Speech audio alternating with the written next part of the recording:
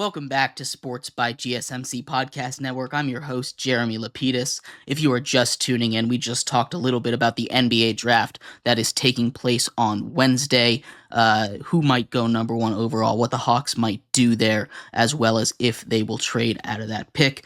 In this segment, we're going to talk a little bit more about the NBA. We're going to talk about the Cavs, what they did earlier today, hiring a head coach and how that might affect their future. The dynamics with their star players there were a mess, and how Kenny Atkinson, the new hire, can help with that. But before we get into that, remember that if you would like to be an even bigger part of the show than you already are, all you need to do is go to GSMCPodcast.net. Leave a tip or donation with a message in it. That message should pop up on the bottom of the screen for you, me, and everybody else around the world to see. If you do have a burning question about sports, anything at all you would like to ask, go ahead and throw that in the chat. I will get to it as soon as I possibly can. For instance, answered that question about Alex Caruso. Notorious TBG said trading a 30-year-old with injury bugs for a 21-year-old that was a top 6 pick just a couple years ago doesn't seem bad. How does that make sense? I mean, like I was saying, Josh Giddey might have a little bit of potential, but right now, the way that he is, he doesn't have a shot. They were leaving him wide open in the playoffs. He was a liability on that Thunder team, and he doesn't add to a team that's trying to compete right now. Maybe if he has time to develop on the Bulls, given more opportunity, he can turn that into something. But I'm taking multiple firsts, because there were offers for multiple firsts for Caruso over Josh Giddey straight up. And maybe I'll have egg on my face, and the rest of the media will have egg on their face in the future if we're all wrong about this. But that's just the way it's looking right now. But yeah, that's just my thoughts on that. But we are going to get into a little more NBA coverage here. The Cavs hired Kenny Atkinson here for their head coaching vacancy in Cleveland, as well as Scotty Barnes, like Logical Raptors fanatic is saying, signing the rookie max in in Toronto. I mean, it's a huge thing. You talk about the guarantees. He said he signs for $225 million, not $280. 280 is based on all NBA and stuff. You ask why the media reports on that. I mean, it looks better, right?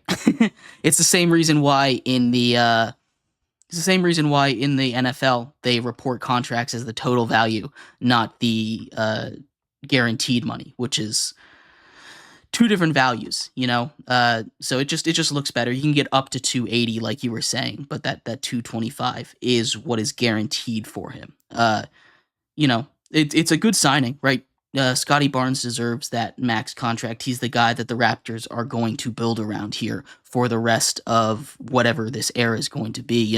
They won that championship, and that was their one and done. Now they trade everybody else, everyone away. Pascal Siakam goes. He just gets his max deal with the Pacers to stay there. So this is the new face of the Raptors, Scotty Barnes. And if they continue to build around him, there's a lot of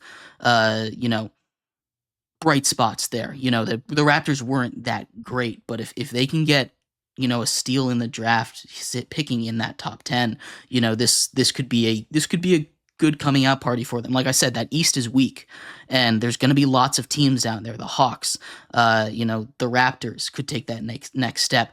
There's teams that can really take advantage of how weak the East is and put together a great season and try to overcome. I think the Celtics are still going to be the heavy favorites, as they're going to bring back most of their core that they had in this playoff run where they just dominated.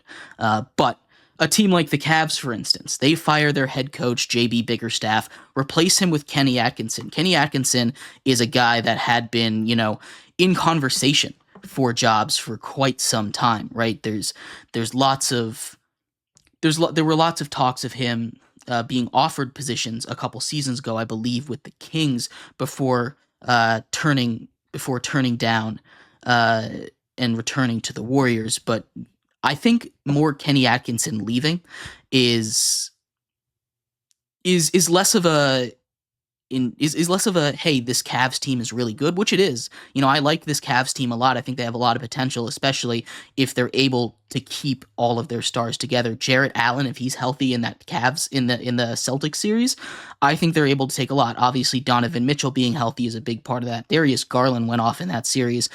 We saw a little bit of Evan Mobley, his potential. He flashed that when Jarrett Allen was gone. If we can have all four of those guys playing together, and I know it's a little tough, but if they're able to keep them together, I know there was a lot of talk in the offseason of these guys leaving, not working together, not loving it in Cleveland. That seems to have all blown over with this hiring of Kenny Atkinson, and hopefully he can keep all that locker room together, keep Donovan Mitchell and everybody happy as they look to compete again in a weak East that they can take advantage of if they just are healthy. And health is a big thing. You can't control health, but there's a lot of teams that could take advantage in the East. I think this is more an indictment on where the Warriors currently stand, right? Kenny Atkinson has turned down head coaching positions in the past to return to Steve Kerr's side as an assistant, right? He has done it recently, and it's worked out for him. He has a great coaching resume because he's been with the Warriors for so long, and it's not all because he's with the Warriors. He seems like a really great coach to help develop players and everything that he does over there. But moving on to the Cavs it's kind of a step back and take a look at where the Warriors are, right? Klay Thompson is up for contract, and all signs say that they're not going to sign him. I wouldn't sign him if I were the Warriors. He just had an abysmal year. He hasn't been the same since he took those 2 years off for injury, which is unfortunate, but that's what happens when your stars age. Draymond isn't the same, and he can't stay on the court because of all of his antics. Steph Curry is clearly past his prime, and his injuries are going to start to catch up to him. We saw it in the beginning of his career, and he's starting to be a little more injury prone down the stretch. But when he's on, and he's still a top 10 player in the league. He's still a great player, and if he's able to transition, his game will continue to be a 3-point shooting is never going to go away, right? He's the greatest shooter of all time. But there are, points where this Warriors team is getting old, and you can kind of sense the end of the dynasty. Not making it out of the play-ins this year really hurts, and you're gonna keep competing or keep attempting to compete as long as Steph Curry is there, because Steph Curry is an all-time great. Steph Curry is gonna stay with the team forever, and it's gonna be, hey, this is however he wants to do it, we're going to compete. It's a similar situation to what the Capitals are doing in the NHL with Alex Ovechkin, right? As long as he's there, we're going to try and compete, regardless if it's the best for us, right?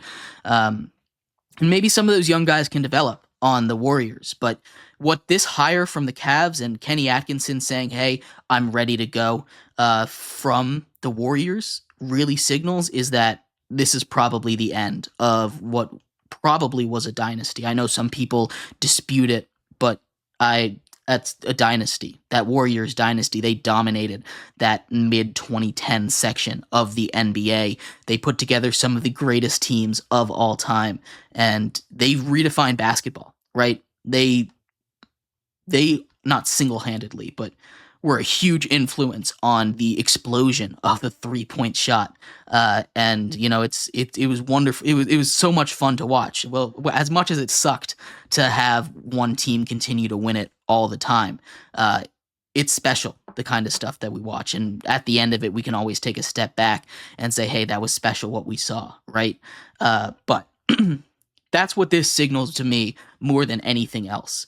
Again, I love the Kenny Atkinson hire. I think he was probably the best NBA level coach that was out there. Nothing against any of the other hires that were made, but I think Kenny Atkinson, he's proven when in Steve Kerr's absence that he can run the team just fine. Obviously, it's a little bit easier when you have a dynasty on your bench, but I think he's a guy that can really bring together this Cavs team. That biggest issue isn't talent. Its biggest issue is culture and these guys wanting to play, right? There's stories of Jarrett Allen being able to play in the playoffs, but just saying, no, I might get hurt again. I'm not 100%. I'm not going to go in an elimination game, right? And that goes back to culture, and that's my feeling of why JB Bickerstaff ended up getting fired, not because of the success of the team, but because of the culture of the team. And Atkinson is a guy that I feel can really build that culture in Cleveland and make them successful. I'm really excited to see what this Cleveland team does. I'm a big Donovan Mitchell fan. I love the way he plays the game, and I think he's only getting better, actually. I don't think he's hit his peak yet. So I'm excited to see him paired up with, some of these other guys that are going to continue to reach their potential and what they can build around Donovan Mitchell and hopefully a healthy Cavs roster. But anyway, let me know what you think of Kenny Atkinson hire for the Cavs in the comments.